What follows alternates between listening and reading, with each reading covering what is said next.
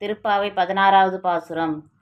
நாயகனாய் நின்ற நந்தகோபனுடைய கோயில் காப்பானே கொடி தோன்றும் தோரண வாயில் காப்பானே மணிக்கதவம் தாழ்த்திறவாய் ஆயர் சிறுமியர் ஓமுக்கரை வரை மாயன் மணிவண்ணன் நென்னேலே வாய் நேர்ந்தான் தூயமாய் வந்தோம் துயிலெழப் பாடுவான் வாயால் முன்னம் முன்னம் மாற்றாதே அம்மானே நேய நிலைக்கதவம் நீக்கேலோர் எம்பாவாய் ஆண்டாள் திருவடிகளே சரணம்.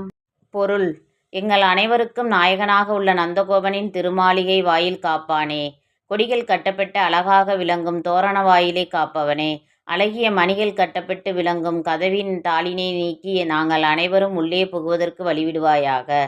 அனைவரும் வியக்கத்தக்க வகையில் பல மாயச் செயல்கள் புரிபவனும் மணி போன்று ஒளி வீசும் திருமேனியை உடையவனும் ஆகிய கண்ணன் நேற்றே ஆயர் சிறுமிகளாகிய எங்கள் அனைவருக்கும் பறைகருவி தருவதாக வாக்களித்தான்.